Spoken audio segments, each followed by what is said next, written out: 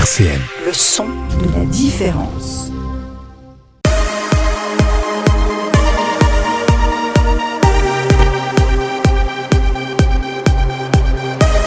10h, 11h, épicez tout sur RCN, avec la communauté de pratique Épilepsie Handicap Nord-Est. Et bonjour, bienvenue, bonne année, meilleurs vœux. Nous sommes dans l'émission Épicez tout, l'émission qui chaque mois parle des épilepsies, puisqu'on a découvert il y a un mois qu'il n'y avait pas une épilepsie mais des épilepsies. Et on va continuer ce mois-ci d'en parler, et on va parler aujourd'hui d'un sujet important, la crise d'épilepsie. Et pourquoi est-ce qu'on en a peur? Pour m'accompagner dans cette émission, Céline et Aurore, bonjour à toutes les deux. Bonjour. Vous faites partie de l'équipe Relais Handicap Rare, vous êtes aussi animatrice à la communauté de pratique Épilepsie et Handicap, bienvenue à toutes les deux. Ravi de vous avoir à mes côtés. Nous accompagnera dans cette émission également le docteur Miguel. Bonjour docteur Miguel. Bonjour. Alors vous êtes docteur à l'OHS à Flavigny, au centre de santé et au COSE, je dis pas de bêtises, et également à l'hôpital d'Épinal. Exactement. Et vous allez nous expliquer dans un instant ce qu'est une crise d'épilepsie. Avec nous également Yanis. Bonjour Yanis. Bonjour. Yanis, alors vous allez être notre témoin aujourd'hui. Exactement. Vous souffrez d'épilepsie. Exactement. Et vous allez nous raconter, vous, vos crises d'épilepsie, comment ça se passe et comment ça se passe avec les gens. Tout à fait. C'est ça qui va nous intéresser ce matin. On aura Philippe dans quelques instants au téléphone avec nous également, qui est membre de l'association Accueil Épilepsie Grand Est et parent d'un jeune épileptique. C'est donc aujourd'hui que nous allons parler d'un sujet important. C'est souvent quand on parle d'épilepsie, ce qui vient dans l'esprit des gens, c'est la crise, les spasmes, les yeux qui se retournent, la bave et tout ce qui peut s'en suivre. On va voir ensemble dans un instant si c'est ça, une crise d'épilepsie, ce qui provoque cette crise d'épilepsie. Mais avant, on a voulu savoir comment les gens dans la rue vivaient une crise d'épilepsie, s'ils l'avaient déjà vécu, et qu'est-ce que ça a provoqué chez eux, est-ce que ça leur faisait peur ou pas. On va découvrir tout de suite ce micro-trottoir. Ressenti qu'il fallait éviter que les autres fassent des gestes inutiles, vu que dans ces cas-là, il n'y a rien à faire. Juste patienter, éviter les blessures supplémentaires, etc. Je pense bizarre quoi. Ouais. Parce que bon, si on voit quelqu'un qui commence à convulser par terre, je sais pas, les yeux révulsés, etc. La première chose qu'on irait, c'est voir ce qu'a la personne quoi. Mais sinon, à part ça, essayer de faire des gestes de premier secours, mais lesquels, voilà quoi. Très impressionnant sans doute, mais j'ai vu sur internet qu'on pouvait mettre sur la position latérale. Et puis voilà, je continue aussi à me former aux gestes de premier secours. Oui, c'était quand j'étais au collège, je crois, je sais plus quelle année. J'ai une copine qui avait fait une crise d'épilepsie, mais c'était pas, en fait, elle n'est pas tombée ni rien. Okay. Juste qu'elle avait un peu les yeux qui ont roulé et tout ça. Et du coup, sa sœur, elle a dû la supporter tout ça pour rentrer du coup. En gros, c'était devant un passage piéton et du coup, elle était là sans être là. Et du coup, sa sœur, elle l'a pris, elle m'a dit que c'est une crise d'épilepsie et que du coup, voilà. Mais moi, j'ai toujours un sucre dans ma poche. Si encore il arrive, je lui donne le sucre. Ah, carrément? Ouais. Pendant la crise? Voilà. Okay. Et comme ça, elle se réveille. Si il tombe et le manque de sucre, on peut le sauver tout de suite. Je ne savais pas quoi faire. J'étais toute jeune. C'est un monsieur qui est tombé à côté de moi. J'ai cru qu'il partait, qu'il mourait. Je me suis affolée, j'ai appelé au secours. Et donc on m'a dit, après il y avait la langue, il bavait, tout ça, j'étais choquée. Puis après, il y a du monde qui est venu, on m'a dit, il ne faut pas s'inquiéter, c'est un monsieur qui a l'habitude de faire des crises. Je ne saurais pas comment faire. D'accord. Et ça vous ferait quel sentiment de peur? Un peu de peur, puisque quand on ne sait pas comment réagir, on prend peur, c'est sûr. J'appellerai les secours. Essayer de faire en sorte qu'il avale pas sa langue, que la personne avale pas sa langue, je sais pas. Après tout ce qu'on entend, on voit, ou les formations de secouristes au travail, éventuellement tenir la tête, éviter que la langue soit avalée ou mordue, et puis peut-être mettre en PLS, et puis surtout appeler le 15. Et ça peut être, je sais pas, la peur, ouais. Ouais, la peur, et c'est tout. Parce que du coup, j'ai jamais eu l'occasion d'apprendre à gérer ce genre de crise. Donc c'est vrai que du coup la peur c'est la première des réactions que j'aurais quoi. Ouais. Okay. Voilà. Okay. Oui, j'ai déjà assisté à une crise d'épilepsie. Ça nous intéresse. Lorsque j'étais au collège, dans la classe, il y avait une fille qui avait fait une crise d'épilepsie. Donc c'était assez impressionnant. Moi personnellement, je ne savais pas comment réagir. Après, il y a des personnes qui sont attitrées pour pouvoir intervenir, en tout cas là c'était le cas à l'école. C'était assez surprenant en voyant ça. Je l'ai su qu'après par les professionnels de santé. Oui. Et j'ai chialé alors que c'était quelqu'un que je connaissais pas. Ouais. Et tout d'un coup le type tombe se met à trembler, à devenir... Je pensais que c'était des mythos, moi, quand les gens disent « Ah, il est devenu vert et tout ». Mais c'est vrai, ça existe. Il est devenu vert, bleu, violet, blanc, jaune, toutes les couleurs improbables. Il était immobile. Sa femme était à côté, elle hurlait « Ah, il n'a pas pris son traitement !» Donc moi, à côté, j'appelle les pompiers. J'essaye de faire mon maximum pour rester professionnelle. Donc je dis, le monsieur devant moi est tombé, il a fait plein de couleurs. Et je pense que Saddam m'a dit qu'il faisait une crise d'épilepsie. Et du coup Saddam était pas bien, elle me tenait le bras, donc je me suis mise à pleurer. Je sais pas, j'avais l'impression qu'elle paniquait complet et à la fois qu'elle savait que c'était pas bien grave. C'était un peu des deux. Et puis après les pompiers sont arrivés. Qu'est-ce que vous avez ressenti ? Beaucoup de peur et de l'impuissance. Et puis genre... mais qu'est-ce que tu fais ? En plus, on nous met tout le temps dans la tête, il va avaler sa langue, il va je sais pas quoi. Du coup, j'étais là, oh, qu'est-ce qu'on doit faire dans ces cas-là ? Est-ce qu'il faut mettre en PLS ? Est-ce qu'il faut faire... bon. On nous met beaucoup de choses dans la tête, hein. Il va avaler sa langue, etc. On va justement y revenir, hein. On va expliquer un petit peu ce qu'est une crise d'épilepsie, peut-être pour nous permettre de mieux comprendre ce que c'est aussi, pour mieux l'anticiper. On entend aussi qu'il y a beaucoup de peur, de larmes parfois, même des gens qui ont eu très très peur et qui se sont mis à pleurer. Aurore et Céline, c'est vous qui êtes allés faire le micro-trottoir, vous nous m'avez dit aussi, il y a assez peu de gens qui ont vu ou vécu de près une crise d'épilepsie.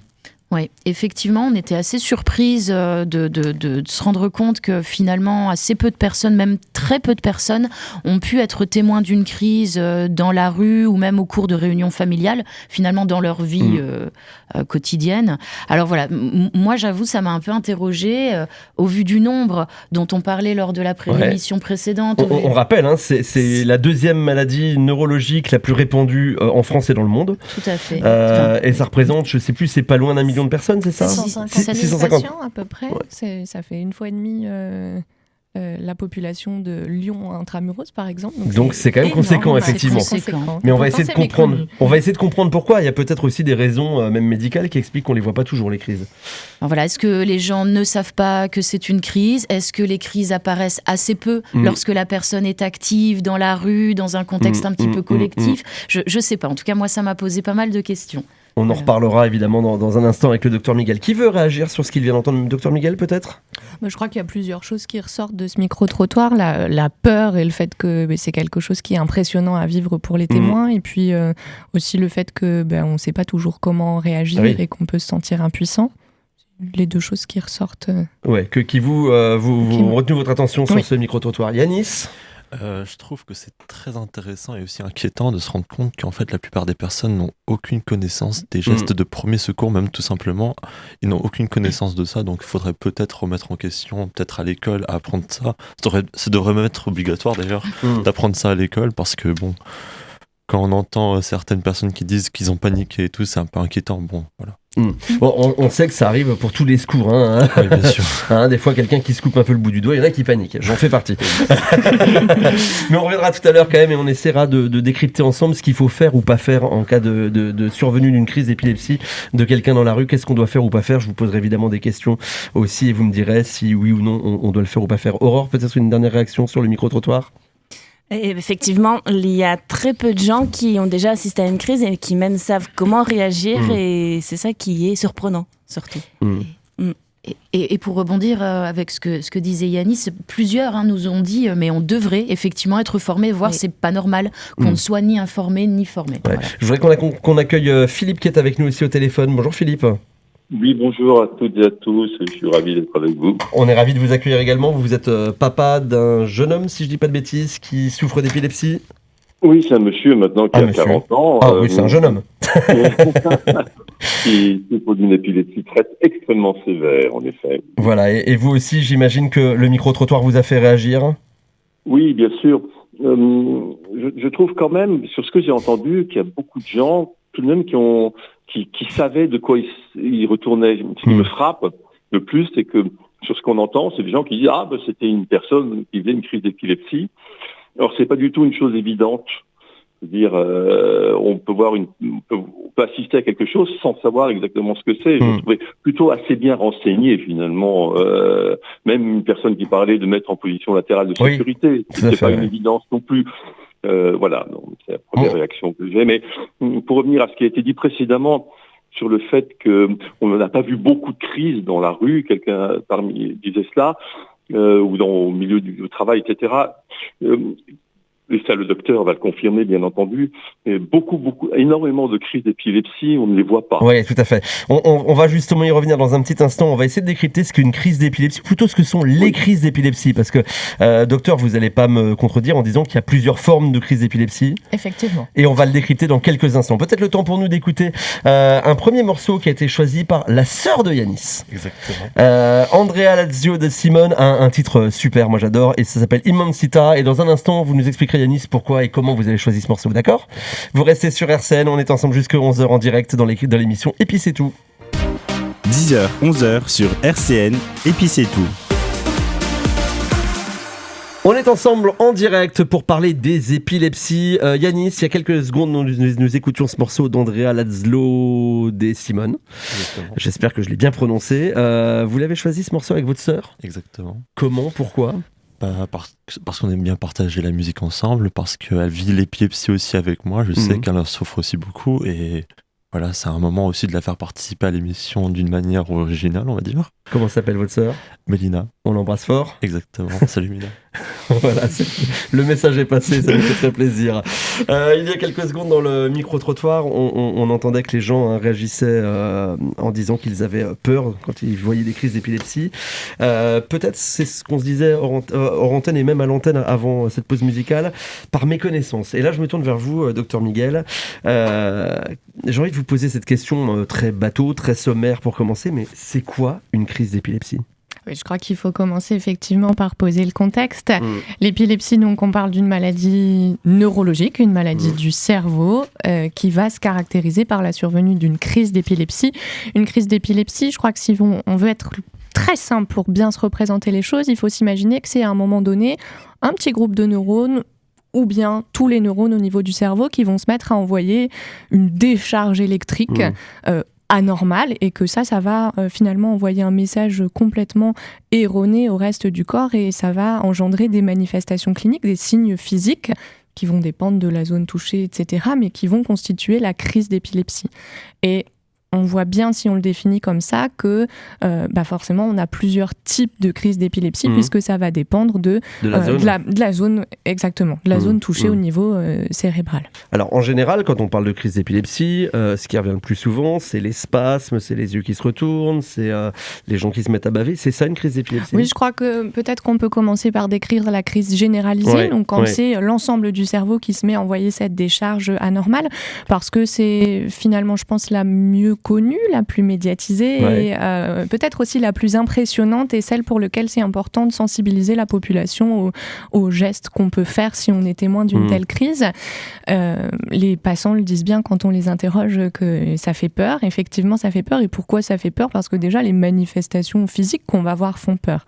La crise généralisée, il faut se dire que c'est quelque chose qui survient de manière brutale. Ça veut dire que le patient, dans la grande majorité des cas, il ne va pas le sentir venir. Donc, il ne va pas avoir le temps de vous prévenir, il ne va pas avoir le temps de se mettre en sécurité, il va perdre conscience brutalement. Ça va engendrer une chute. Alors déjà, la chute en elle-même peut être impressionnante parce qu'il peut y avoir un traumatisme crânien, il peut être en train de faire une activité en hauteur, se blesser déjà en tombant. Et ensuite, les manifestations qu'on va voir, il y a d'abord une phase qu'on dit d'hypertonie. Il faut s'imaginer tous les muscles du corps qui sont contractés d'un coup, et ça, c'est impressionnant à voir. Puis des mouvements qui sont rythmiques, qui sont complètement involontaires, qu'on ne peut pas faire céder en faisant quelconque intervention, qui sont impressionnants et qui vont s'accompagner au niveau du visage de cette révulsion oculaire dont on a parlé. Il peut y avoir un bavage, il peut y avoir des changements de coloration de la peau. Il y a une personne qui le dit très bien. Il faut se dire que pendant qu'on fait une crise d'épilepsie, on n'est pas en train de respirer, donc le taux d'oxygène il baisse et c'est ça qui va être responsable d'une coloration bleutée, peut-être d'abord autour de la bouche et puis si la crise se prolonge plus généralisée. Et ça, c'est des manifestations qui font peur. Je crois que les témoins en consultation nous le disent dans 100% des cas. La première crise qu'ils voient, ils nous disent « Mais docteur, j'ai cru qu'il était en train de mourir, j'ai cru qu'il partait. » On l'a entendu d'ailleurs. On l'a entendu dans le micro-trottoir. Forcément, c'est des signes cliniques qui nous renvoient à la mort et c'est une réaction logique d'avoir peur et de paniquer en premier lieu quand c'est la première fois qu'on est témoin de ça. Ça dure longtemps, une crise d'épilepsie comme celle-là ? Dans la grande majorité des crises, va s'arrêter en quelques secondes à quelques minutes. c'est ce qui fait, on en parlera après dans la conduite à tenir, qu'une des choses importantes, ce sera de regarder la durée et finalement de laisser se dérouler la crise qui, le plus souvent, s'arrête seule sans intervention médicale, sans qu'on ait rien à faire finalement. Et donc on y reviendra tout à l'heure, mais il y a un moment donné où ça devient plus inquiétant, il y a un moment donné où il faut faire quelque chose. Il y a des signes de gravité, je pense, qui sont à reconnaître. Peut-être qu'on peut déjà situer ce qu'on fait quand on fait une crise, qu'est-ce qu'il faut faire. On regarde l'heure, c'est un réflexe qu'on n'a pas c'est un point forcément, mais je pense que c'est quelque chose qu'il faut dire parce qu'un des signes de gravité, c'est la durée de cette crise. On va appeler les secours, on va s'inquiéter si la crise, elle dure plus de 5 minutes. Donc, si on n'a pas eu le réflexe de regarder l'heure, on a forcément une notion du temps qui est déformée quand on est témoin d'une crise pour la première fois. Donc, je pense qu'on peut déjà dire ça, on regarde l'heure et finalement, on laisse se dérouler la crise, on ne peut rien faire pour la faire céder. Donc, on met le patient en sécurité, on écarte ce qui est autour de lui, les objets qui peuvent être dangereux. S'il y a, je sais pas moi, une cravate un peu serrée, on peut la desserrer, une paire de lunettes qui est en train de le blesser, on peut l'enlever. Et ensuite, on laisse se dérouler la crise. On ne cherche pas à entraver ses mouvements. Ça peut être, on peut même le blesser ou se blesser si on cherche à faire ça. Et on attend que la crise se passe. La crise cède le plus souvent en quelques secondes à quelques minutes. Après, il y a une phase où les patients sont très somnolents, c'est ce qu'on appelle le post-critique, où là, on va les mettre en PLS. Ça peut durer plusieurs dizaines de minutes, mais c'est plus la crise, c'est la phase de post-crise où le cerveau est ralenti et le temps que le patient récupère. Est-ce que la crise est là... Alors, avant de vous poser cette question, j'ai quand même une autre question. Vous parlez de crise généralisée, ça veut dire qu'il y a d'autres crises ? Oui. C'est quoi ? Il y a des crises qui peuvent toucher une seule partie du cerveau, où là, du coup, les manifestations vont être peut-être plus difficiles à reconnaître quand on n'a pas l'habitude, parce qu'elles vont dépendre de quelle zone est touchée. On peut avoir, je sais pas moi, des manifestations qui soient uniquement motrices, des mouvements involontaires, comme on peut avoir une perte de contact, ou on peut avoir des patients qui vont se mettre à rire, ou des patients qui vont avoir juste un trouble de la conscience, par exemple. Donc ça va dépendre de la zone du cerveau qui est touchée. C'est des crises qui sont plus difficiles à reconnaître, mais pour lesquelles la durée de la crise, finalement, va moins nous inquiéter, où on a un petit peu plus le temps de réfléchir à ce qu'on a à faire. Il y a d'autres types de crises qu'on voit, par exemple, chez les enfants, comme les absences, qui sont des crises là généralisées, mais qui vont juste se traduire par un bug où on dit les enfants sont en train de faire quelque chose, et puis d'un coup, ils arrêtent leurs activités, il se passe rien, plus de son, plus d'image, et au bout de quelques secondes, ils vont reprendre. Ça, ce sont des crises qu'il faut peut-être apprendre à identifier, mais pour lesquelles, à part les signaler au docteur, on n'a pas grand-chose à faire. C'est un vrai sujet, ça. Est-ce que ça veut dire que quand on voit un enfant qui fait alors qu'il y a une absence, souvent on dit l'enfant est dans la lune, s'il est de façon récurrente dans la lune, est-ce que ça veut dire que globalement, il faut peut-être en parler à son médecin ? Est-ce que ça peut être un élément qui permet de poser un diagnostic d'épilepsie ? En tout cas, c'est une question, je pense, à se poser. Si c'est un enfant qui n'avait aucun trouble du comportement et qui d'un coup se met à avoir plein d'épisodes où on a l'impression qu'il n'est pas là, ou quand on l'appelle, il ne réagit pas tout de suite, ça peut être des absences. Quand on commence à faire des absences, en général, en l'absence de traitement, on en fait de plus en plus, donc ça va avoir des répercussions sur l'école, tout simplement. Et ça, il faut penser que ça peut être une épilepsie, parce que dans ce cas-là, on fait un EEG, on confirme le diagnostic et on va mettre en place un traitement pour contrôler les absences et que l'enfant puisse retrouver son efficience à l'école et dans la vie, alors qu'on peut passer à côté des fois pendant plusieurs semaines, plusieurs mois, si on ne pense pas au fait que ça peut être une forme d'épilepsie. Et donc bien regarder son enfant quand même globalement et se dire tiens, c'est quelque chose qu'on n'a pas l'habitude de voir chez l'enfant, il faut... Oui, je pense qu'à partir du moment où il y a quelque chose qu'on n'a pas l'habitude de voir, c'est bien, voilà, on en parle à son médecin. Vous parlez de l'enfant à l'école justement. Philippe, vous vouliez intervenir ? Oui, si je peux me permettre d'intervenir à propos des absences, c'est un sujet qui me touche de près parce que j'en ai fait moi-même quand j'étais adolescent. Oui. Effectivement, on disait, votre fils, il est dans la lune. Aux parents, en fait, j'ai un souvenir tout à fait extraordinaire d'un cours de mathématiques où j'ai vu le professeur de mathématiques commencer à écrire en haut du tableau à gauche, et quand je me suis réveillé, il était en bas du tableau à droite. Et tout ce qui était entre, tous les signes mathématiques, je les avais pas vus, quoi, tout simplement. Et il y a plein d'autres manifestations, mais pour dire que ça peut être vraiment très impressionnant après coup aussi, pour la personne qui vit sa crise. Ouais, bien sûr. Et puis aussi l'intérêt peut-être d'ailleurs de bien le comprendre pour pouvoir accompagner le personnel enseignant. C'est une vraie question, c'est-à-dire qu'aujourd'hui, un enfant qui souffre d'épilepsie, si j'entends bien, il va pouvoir aller à l'école, docteur. Bien sûr. Et alors, qu'est-ce qu'il faut faire ? Comment on accompagne l'entrée à l'école d'un enfant ? Parce qu'on a bien remarqué, on a bien entendu que les crises d'épilepsie font peur. un enfant qui souffre d'épilepsie, qui va aller à l'école, probablement il fera des crises d'épilepsie. Yanis, notre témoin aussi, je pense qu'il nous en reparlera tout à l'heure, mais il va faire des crises d'épilepsie. Comment on accompagne ça ? Alors ça dépend bien sûr du type d'épilepsie, puisqu'on a vu qu'il y avait plusieurs types d'épilepsie. Effectivement, ce qui va faire peur dans le milieu scolaire sont surtout les conséquences potentielles de la crise, et on va avoir, si on n'explique pas bien les choses, peut-être une tendance de certaines équipes à mettre l'enfant un peu à l'écart, à ne pas lui autoriser certaines activités sportives, certaines sorties, on va en parler. Et puis le fait que les gens, ne sachant pas toujours ce qu'il faut faire, vont avoir peur. Donc pour essayer d'aborder les choses le plus sereinement possible, quand on diagnostique une épilepsie chez un enfant, on rédige ce qu'on appelle un PAI, ça veut dire un plan d'accueil individualisé, ça veut dire qu'on va prévenir l'école que l'enfant est épileptique. On se met en lien avec le médecin scolaire et on rédige donc ce plan où on va expliquer déjà quel type de crise l'enfant fait en décrivant pour que l'équipe à l'école puisse identifier la crise. On va détailler la conduite à tenir pour que les choses puissent être anticipées, que le personnel sache quoi faire si il voit ces signes cliniques-là. Parfois, donc c'est ce qu'on avait dit, pas grand-chose à faire, mettre en sécurité, etc. Sûr, Parfois, il y a un protocole d'urgence avec un traitement qu'on donne si la crise dure plus de 5 minutes. Donc l'enfant a dans ce cas une trousse d'urgence qui va le suivre partout, dans les activités extrascolaires, à la cantine, et qui sera disponible à l'infirmerie à l'école.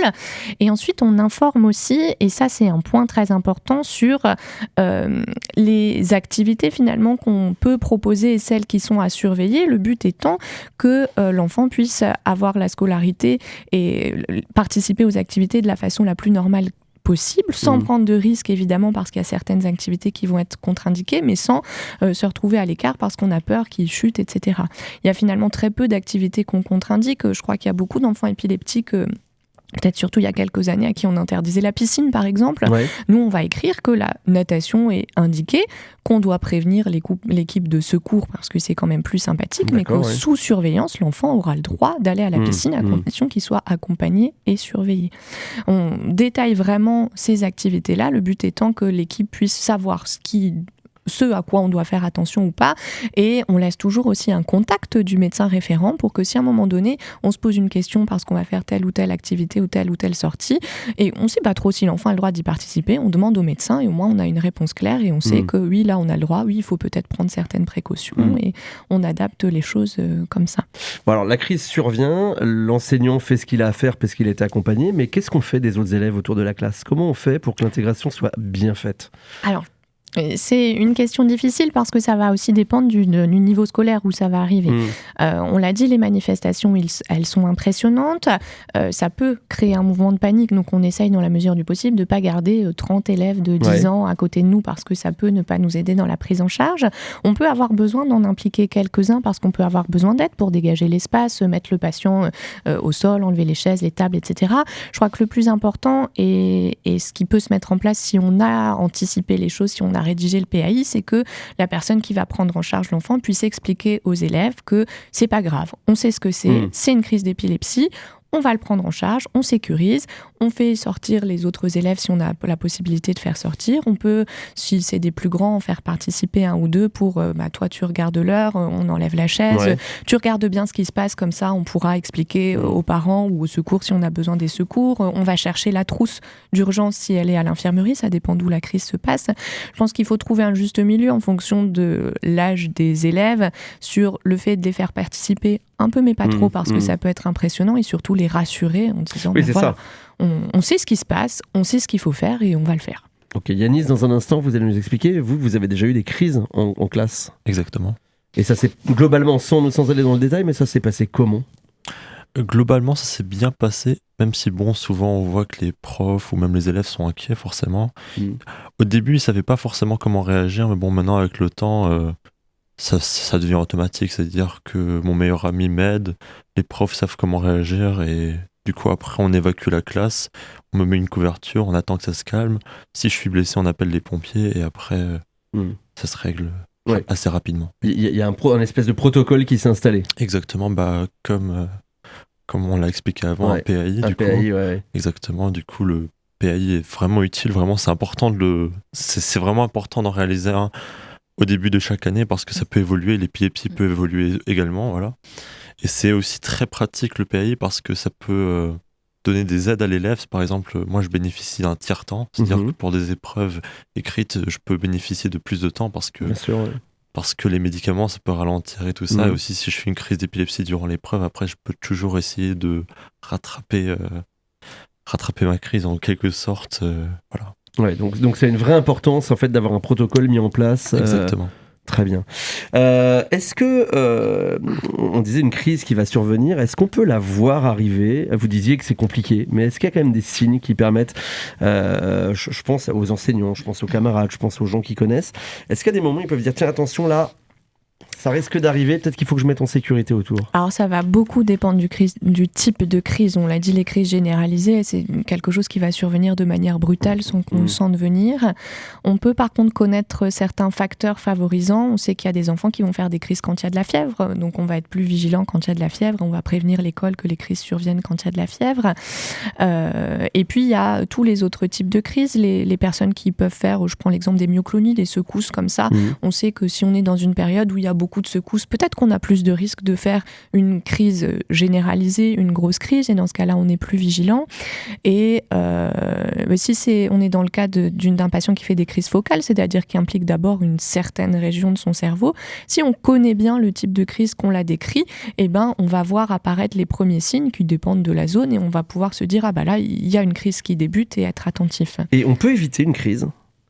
Alors non, on ne peut pas éviter une crise. Une fois que c'est lancé, c'est lancé. Quand la crise peut être plus ou moins courte, on peut la raccourcir si elle dure très longtemps et qu'on a besoin de mettre en place le protocole d'urgence, mais on ne peut rien faire. Je crois que c'est une croyance où on dit je l'ai appelé, je lui ai pincé le nez. Non, c'est souvent le hasard. Peut-être qu'il est revenu à lui au moment où on a appelé, mais on peut pas, de l'extérieur, on ne peut rien faire pour arrêter une crise qui commence. Philippe, j'avais envie de vous poser une question. Vous, votre enfant a donc été à l'école ? Oui. Il souffrait déjà d'épilepsie ? Oui. Quand on est papa d'un jeune qui va à l'école, comment ça se passe ? Est-ce qu'on est confiant ? Comment on organise les choses ? Ça a beaucoup changé. Tout ce que je viens d'entendre, c'est aujourd'hui, on est beaucoup plus dans une société inclusive. Il faut pas oublier que l'épilepsie, c'est à la fois une pathologie médicale, une maladie, et un handicap qui est généré par l'épilepsie. Donc c'est à cheval sur la maladie et le handicap. Et maintenant, c'est vrai qu'on est beaucoup plus attentif à intégrer un enfant qui a un handicap dans la classe qu'on ne l'était il y a 20 ans, ou 25 ans, ou 30 ans. Donc c'est vrai que la scolarité était difficile à partir du moment où mon fils a commencé à faire des crises vraiment extrêmement importantes, fréquentes. L'école a plus pu suivre, était plus en capacité à ce moment-là de le prendre en charge. Donc il a été, on l'a placé dans un établissement spécialisé qui était très loin. On habite en Alsace, il était en Bretagne. Le docteur connaît tout l'Arquat. Voilà, et donc c'était un lieu qui était vraiment pour des enfants épileptiques et il y a fait une scolarité qui était adaptée à sa pathologie, à sa maladie. Oui, je trouve que les choses ont beaucoup évolué de ce point de vue-là. Maintenant, on accède beaucoup plus volontiers à un enfant qui a un handicap ou une maladie dans l'école que c'était le cas il y a 20 ou 25 ans. Cela dit, les établissements spécialisés existent toujours, docteur ? Ah oui, bien sûr. Et c'est quelque chose que vous conseillez ou pas ? Ça va dépendre de la situation de l'enfant. Si on parle plus spécifiquement de l'épilepsie de l'enfant, il y a vraiment des épilepsies qu'on va dire bénignes, c'est-à-dire des choses qui peuvent être liées à des phénomènes de maturation cérébrale qui vont des fois guérir avec le temps et qu'on sait très bien prendre en charge, qui vont bien répondre aux médicaments, auquel cas on essaye de rester dans une scolarité ordinaire le plus possible. Après, bien sûr, il y a des épilepsies qui peuvent être plus sévères avec toutes les comorbidités dont on a parlé, les difficultés scolaires qui en font partie, où là, le suivi régulier, il est aussi important pour ça, pour pouvoir dépister au plus tôt les difficultés que l'élève peut rencontrer et adapter la scolarité en fonction de ce qu'il y a besoin. Tant en fonction de la fréquence des crises et de la sévérité, on va dire, de l'épilepsie que des répercussions cognitives, des difficultés qu'il peut y avoir à côté. Donc oui, c'est au cas par cas en fonction de l'histoire de chacun. Très bien. Bon, on a bien noté ce que disait Philippe il y a quelques instants. C'est vrai que la société est quand même plus inclusive aujourd'hui et qu'on met plus de choses en place pour faciliter une scolarité, on va dire normale, je mets bien des guillemets, aux enfants qui souffrent d'épilepsie. Je vous propose, dans un instant, on va aller un peu plus sur ce qu'il faut faire ou pas faire en cas de crise. On va écouter un deuxième morceau, pareil, que vous avez choisi avec votre sœur Yanis. Oui, exactement. De Sporto Cantes. Pareil, très très bon titre. On l'écoute maintenant, ça s'appelle Slits, c'est sur RCN et c'est dans Épi c'est tout. RCN, Épi c'est tout avec la communauté de pratique épilepsie handicap Nord-Est. Et jusqu'à 11h, nous parlons des crises d'épilepsie. Pourquoi une crise d'épilepsie ? Ça fait peur. Et puis, évidemment, on a bien abordé ce qu'était une crise pour bien la comprendre, pour bien comprendre que c'est un phénomène naturel. Oui, on peut dire ça. Est-ce que c'est contagieux ? Docteur. Non mais on se pose la question parce que c'est vrai qu'on entend parfois des gens qui disent « Oh là là, si mon enfant va à l'école avec un jeune qui souffre d'une crise d'épilepsie, est-ce qu'il ne va pas devenir épileptique ?» C'est vrai qu'on l'entend encore, mais ce n'est absolument pas contagieux. On ne risque rien à aller à l'école avec un enfant épileptique. C'est pas une maladie infectieuse. C'est bien de le redire. Oui. C'est important C'est de le vrai. redire.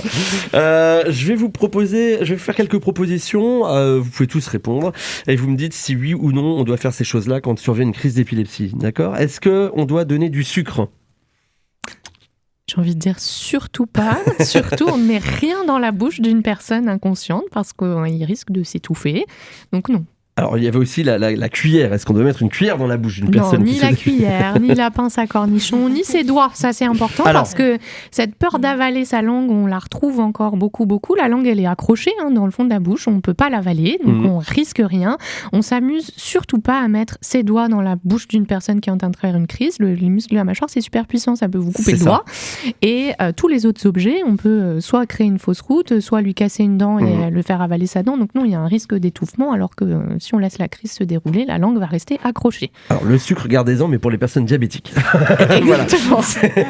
Quelqu'un qui souffre d'une crise d'hypoglycémie pourra avoir besoin de sucre. Doit-on appeler les secours systématiquement dès qu'on voit quelqu'un qui souffre d'une crise d'épilepsie ? Peut-être vous, Yanis, question. Alors, pas forcément. C'est-à-dire que si la personne est blessée, oui. Si maintenant c'est dans un commerce ou même si c'est au travail, là je comprends que en fait la personne est obligée d'appeler, c'est-à-dire que c'est dans son devoir, voilà. Mais sinon si c'est dans la rue et que la personne n'est pas blessée, attendez que la personne reprenne conscience et demandez-lui est-ce que tu as besoin des secours ou pas, parce que si la personne n'est pas blessée, elle va passer 10 heures, 15 heures aux urgences. Elle va être souvent, enfin c'est plutôt mon vécu à moi personnel, mais mal pris en charge. Et au final, ça va être plus du négatif que du positif, c'est-à-dire qu'il n'y a rien qui va changer. Je vais être plus fatigué, je vais plus faire de crise d'épilepsie justement, je vais être plus stressé et tout, donc non. Voilà. Est-ce qu'on doit tenir la tête d'une personne qui est en train de faire une crise ? Alors, tenir la tête, en fait, ça va dépendre de là où ça arrive. En principe, on doit laisser la crise se dérouler et faire le moins de choses possible. Si y a un risque qu'elle se cogne contre quelque chose, oui, on peut mettre un petit pull, quelque chose en dessous pour pas qu'il y ait de traumatisme, mais on en fait le moins possible. Et on n'essaye surtout pas d'empêcher les mouvements. Ouais. Est-ce qu'on doit mettre la personne en PLS pendant la crise ? Alors, pendant la crise, c'est peut-être un peu difficile, mais peut-être à son réveil, oui, c'est peut-être... oui, c'est quand même bien de... la mettre en position latérale de sécurité. Et puis, j'avais une dernière question que j'ai perdue, mais c'est pas grave. Ah si, est-ce qu'il est vrai qu'on ne doit rien faire pendant une crise ?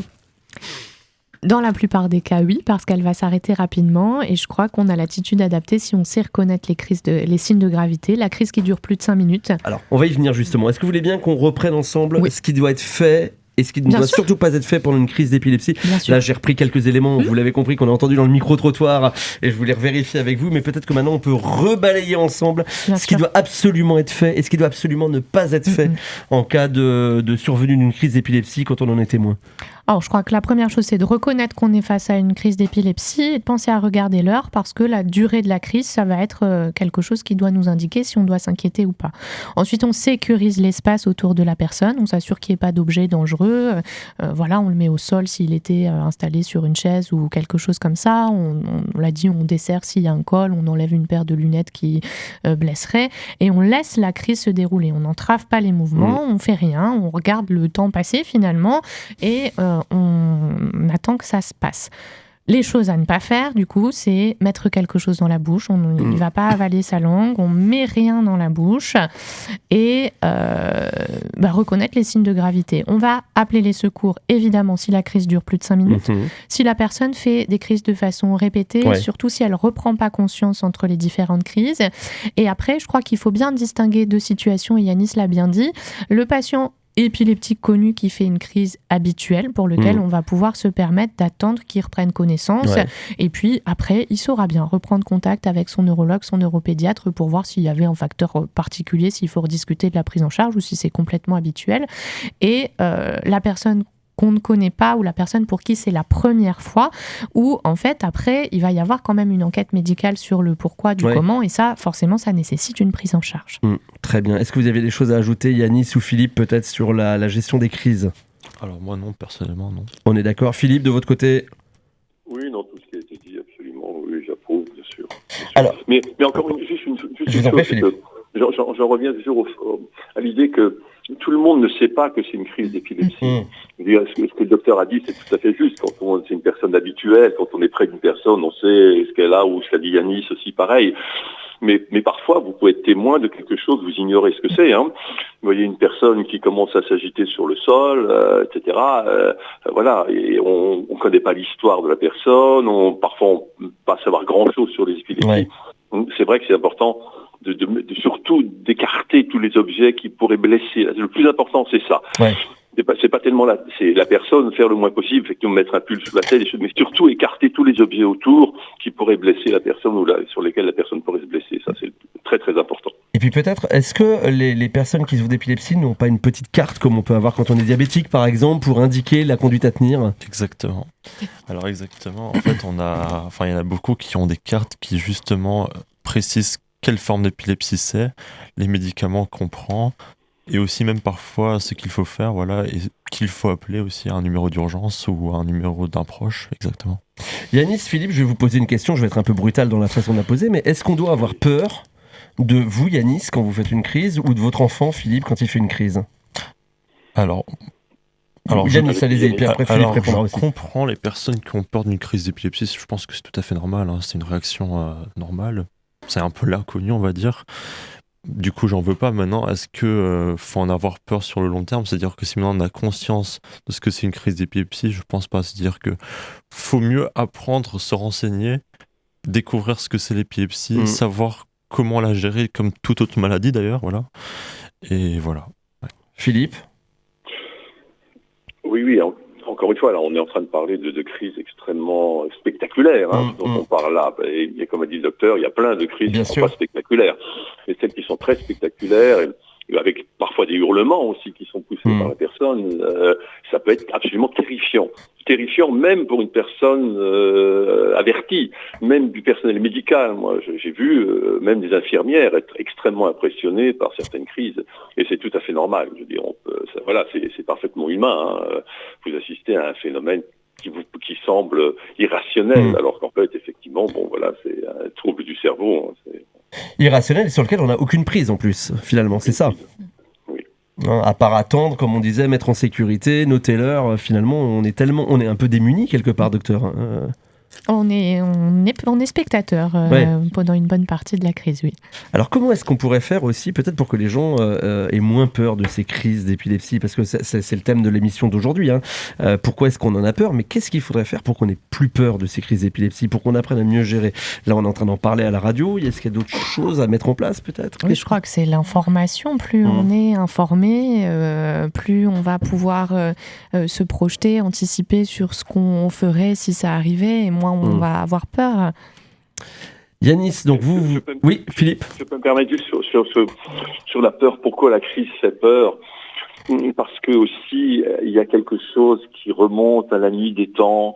On ne savait pas ce qu'était la crise d'épilepsie. Et on croyait que c'était une possession, que la personne était possédée par quelque chose.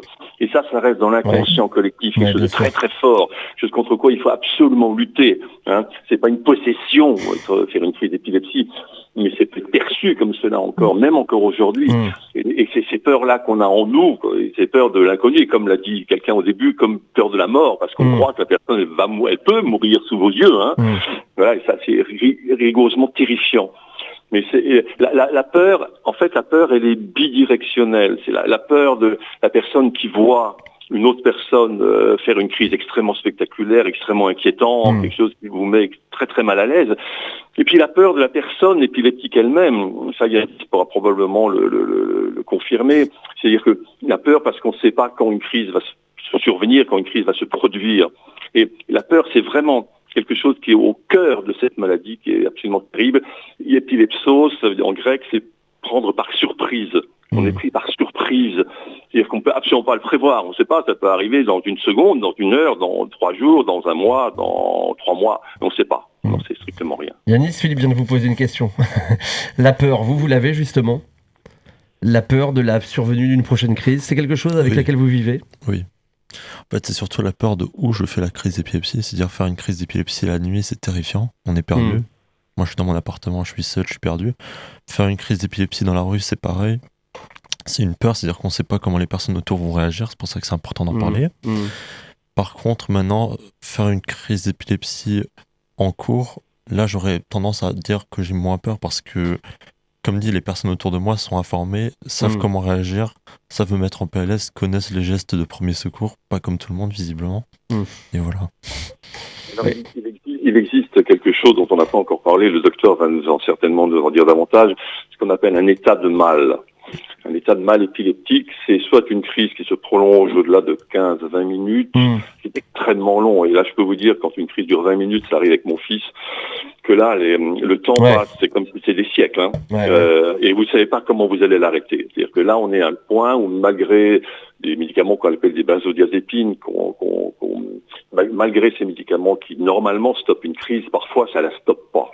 Ça les stoppe pas. L'état de mal épileptique, c'est quelque chose d'extrêmement grave. Par rapport à quoi le type de réaction est complètement différent de tout ce que l'on vient de parler jusqu'à présent. Peut-être le docteur peut nous en dire Docteur davantage. Miguel, peut-être une réaction là-dessus. Oui, c'est vrai que c'est un point qu'on n'a pas évoqué. D'où l'intérêt de reconnaître les signes de gravité, de savoir alerter si la crise dure plus de 5 minutes, parce que c'est justement ça qui va nous faire peur et qui peut être difficile à équilibrer. C'est la crise qui se prolonge, l'état de mal, où là, on est dans une prise en charge médicale. Il faut qu'il y ait une intervention des secours pour réussir à faire céder la crise, et on n'est plus dans les gestes de premier secours. C'est ces crises-là qui sont extrêmement prolongées, qui vont être responsables de lésions au niveau cérébral si on n'arrive pas à les arrêter, et pas les crises les plus courtes qui sont les plus fréquentes. Alors justement, c'est quoi les conséquences d'une crise d'épilepsie sur la santé du patient ?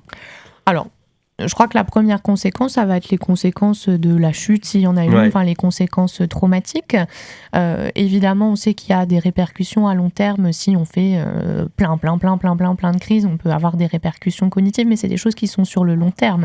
Une personne qui va présenter une crise sur quelques secondes, quelques minutes, finalement... il y a vraiment cette notion de durée qui est très importante. Il y a cette notion de durée, c'est-à-dire qu'au-delà de 5 minutes, vraiment, c'est là qu'il faut commencer à s'inquiéter, à prévenir les secours, et là, c'est plus attendre, en fait. On sait que si la crise atteint les 5 minutes, on a plus de chances de rentrer dans l'état de mal et d'avoir du mal à contrôler la crise, et c'est pour ça qu'on se donne ce timing-là de 5 minutes. Donc vraiment, si je devais résumer en un mot, la première des choses à faire quand on voit quelqu'un qui fait une crise d'épilepsie, c'est vraiment noter l'heure du début de la crise. Je pense que c'est important parce que c'est pas un réflexe qu'on a si on n'en a jamais parlé, et il y a cette distorsion du temps qui est évidente, et alors que oui, ça guide beaucoup la prise en charge, ce timing des 5 minutes. Je vais revenir sur les crises plus généralement. Yanis, quelles sont les conséquences des crises, ou de l'épilepsie d'ailleurs, peut-être sur votre vie en général ? Vous avez suivi des études ? Oui. Vous avez eu un métier ? Tout à fait. Donc vous avez globalement une vie normale ? Oui, tout à fait. C'est plus les conséquences sur les activités sportives, je pense. Voilà. Je pense que c'est plus... on n'a pas forcément... Enfin, c'est plutôt déconseillé de faire des activités, par exemple la boxe. Je déconseille fortement de faire de la boxe. Alors on a un médecin, il y a un mois qui nous disait « Oh, on peut !» Mais bien protégé. Je déconseille. Alors je fais de la boxe personnellement, mais je déconseille. Voilà. Pareil pour... Faites ce que je dis, pas ce que je fais. Oui, exactement. Alors pareil, exactement pareil pour tout ce qui peut être activité nautique. C'est-à-dire que j'ai fait de la voile étant jeune. Et là, depuis mon épilepsie, je n'en fais plus du tout. Parce que ce qui est dangereux aussi dans l'eau, c'est qu'on peut...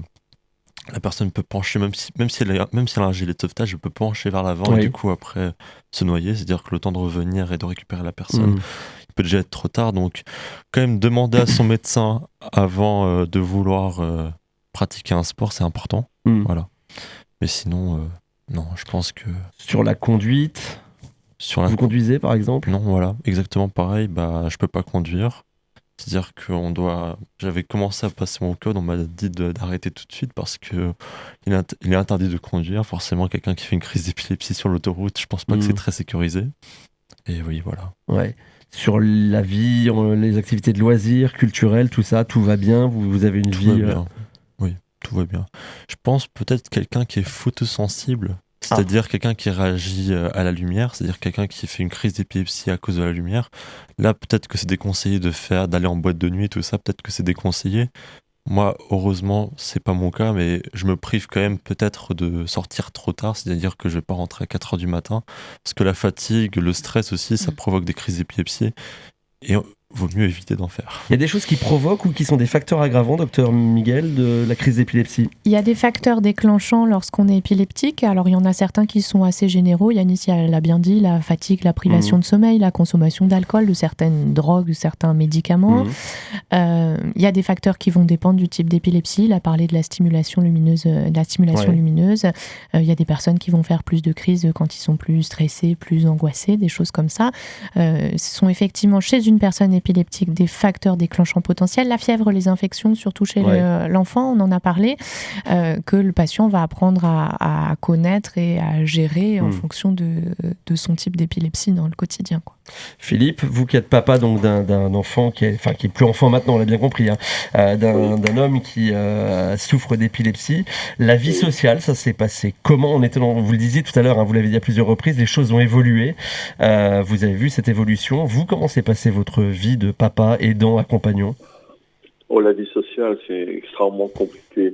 Je pense que c'est vrai qu'on n'en a pas parlé encore. C'est le repli sur soi. Je ne sais pas si Yanis lui a vécu cela, mais en tout cas de manière extrêmement fréquente, la personne épileptique qui a peur que la crise survienne s'isole très souvent du reste de la société. C'est-à-dire qu'on vit dans une espèce de bulle, on est un peu en marge des autres parce qu'on a peur, tout simplement, parce qu'on a une crainte de ne pas savoir ce qui va se passer. Vous savez, une crise d'épilepsie, on ne l'a pas encore définie de l'intérieur. Mais de l'intérieur, une personne qui la vit, c'est une perte de conscience de son environnement. C'est quelque chose qui est extrêmement douloureux. Extrêmement douloureux de savoir que tout d'un coup, on n'est plus maître de son corps. On n'a plus la maîtrise de son corps. Et ce ne plus avoir la maîtrise de son corps, c'est quelque chose qui est extrêmement difficile à vivre pour la personne épileptique et très souvent, surtout chez les jeunes, on parle des enfants, des adolescents, ils vont vraiment avoir tendance à s'isoler, alors maintenant, encore une fois, on l'a dit, la société est plus inclusive aussi qu'elle n'était il y a 20 ou 25 ans. C'est peut-être moins mal perçu et puis on a peut-être un peu moins de crainte d'être jugé par ses camarades, par ses pairs, que c'était le cas il y a 20 ou 25 ans. Mais à l'époque, mon fils a commencé à faire des crises extrêmement violentes quand il avait entre 10 et 15 ans. C'est la période, le docteur confirmera, où les crises apparaissent très souvent chez l'adolescent. Là, il a vraiment eu tendance beaucoup à s'isoler. Après, excusez-moi, Philippe, lui s'est isolé, mais vous, en tant que parent, qu'est-ce que vous avez fait à ce moment-là? Est-ce que l'isolement vient aussi pour les parents dans ces cas-là? Est-ce qu'on s'isole de sa vie sociale avec ses amis, sa famille, parce qu'on a peur de la crise qu'aura son enfant? Oui, vous avez tout à fait raison. Un autre aspect de l'épilepsie, c'est que ça a un impact énorme sur la fratrie. Et très souvent, quand il y a une prise en charge psychologique qui est nécessaire, indispensable de certains enfants épileptiques, il y a aussi une nécessité de prise en charge psychologique de la fratrie, des frères, des sœurs, parce que l'impact sur eux est absolument colossal quand c'est une épilepsie qui est très grave, très sévère, qui en est un handicap très lourd. Et les parents aussi s'isolent. Je dis, c'est vrai ce que vous dites, la question est tout à fait judicieuse.